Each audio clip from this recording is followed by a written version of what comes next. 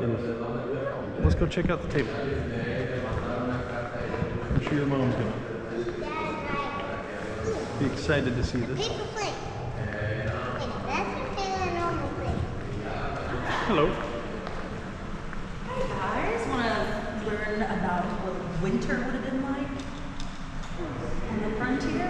Okay, so on the table we have a few different things that you kind of would have dealt with in your daily life, except that this is a nice military uniform. If you don't want to come touch it and see what it feels like, you don't have to touch it, it's okay. So this would have specifically been the winter military uniform from around 1830s, which is when the battle that you see all the paintings of happened, right? And do you want to guess what that's made out of? Fur. It's very close. It does come from an animal. It's shaved off of them. That helps the hint. Yes, it's wool, right? So wool retains a lot of heat. And even in Texas, it's still got cold, right? The winters of 1830 would have been pretty similar to how we have today.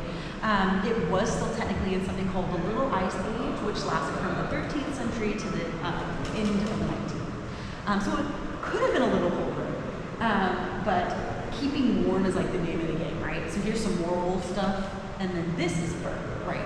So this is like rabbit fur, and you could attach that to like your cuffs, or you could warm it around your neck, stuff like that to keep warm. And then you also have blankets. This is kind of like a ranch style blanket. This isn't authentic, right? But it's an example. Other thing you would need is fire, right?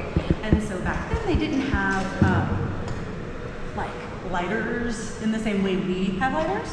So instead they would need to carry on them a fire starting kit, right? And so this right here is a little bit of frayed rope, but it could have been so that would have been like a hemp or something. But you could also have grass. You could also carry cotton with you, which is what this is right here, because all those things set on fire pretty well. And so you could make a spark and get it on to your fire starter, right, by scraping up against some metal. Or this particular one has a magnifying glass built into it, right? And so if the sun's going through this and you have it at just the right angle, it makes a beam that could catch one of the fire starters on fire, right?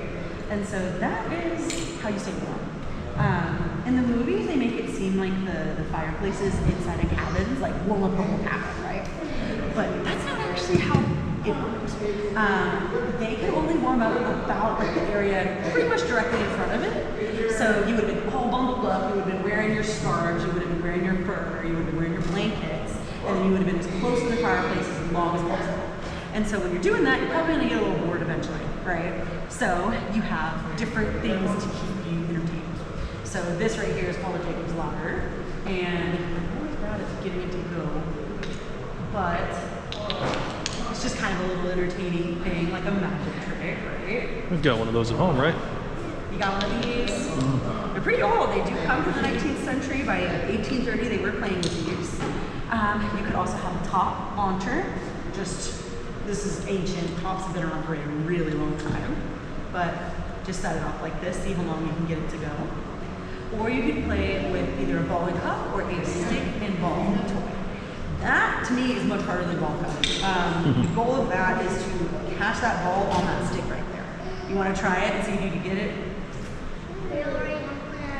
Oh, you already have one. Cool. Have you ever made it on the stick part? Other way around, I think. You can do either one. The stick part is for the experts, for the hard difficulty, we'll call it that, right? And then the other side's a little easier to get. Either one's kind of hard though. Looks like it. Cup and ball is a lot easier to bigger surface area, right? Keep you busy all day. It did, yeah. Another thing you could have done would this is just two nails bent around each other. Obviously this is like a modern metal, but like they would have also had nails to bend around like this. And so the goal here is just to get them disconnected. And that could take a long time. You can play with it if you want.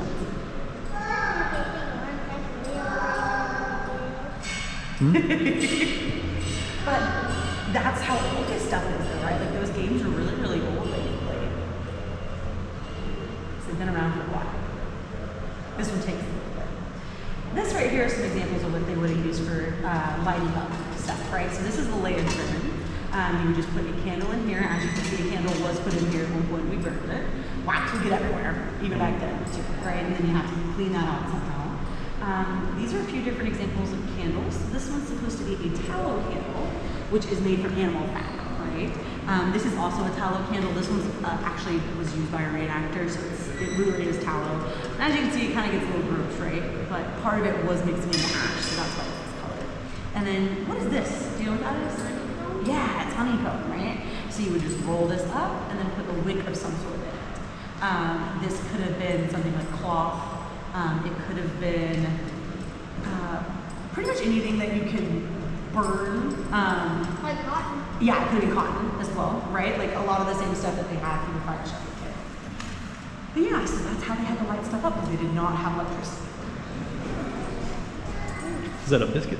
It's kind of like a biscuit. So this is actually hard tack is what this is called. Touch that, guys. So this, you can see why it's called hard tack, right?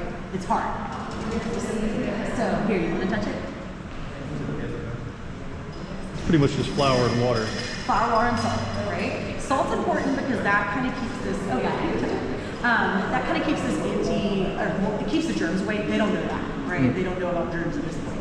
But hardtack would last for a really long time. This is a real piece of hardtack. We made it at a reenactment about 2 years ago. And you can see it, the mold of metal, right? So on the march, especially, this is some of the things you're going to be eating, as well as salt pork. Anything that's dried and preserved in that way. In winter, that's all you're eating, right? You're eating all the crops you preserved, the meat, dried, salted, all that kind of stuff. Winter wasn't something you could just like make do in. You had to be ready for it. You had to prepare it all year. Even in Texas, where it didn't get crazy, crazy cold, it still got pretty cold. They were kind of in a mini ice age at this time, and so it may have been colder. But yeah, that's just a few little things about living back then.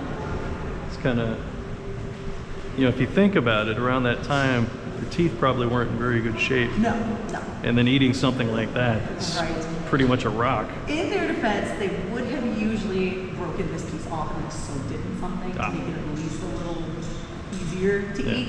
Fry it up. They also can make like kind of a sad soup sort of situation where you would like dissolve this completely and then put in some of your salt pork as well. Yeah. But yeah, definitely not the greatest. And you make that last as long as you can.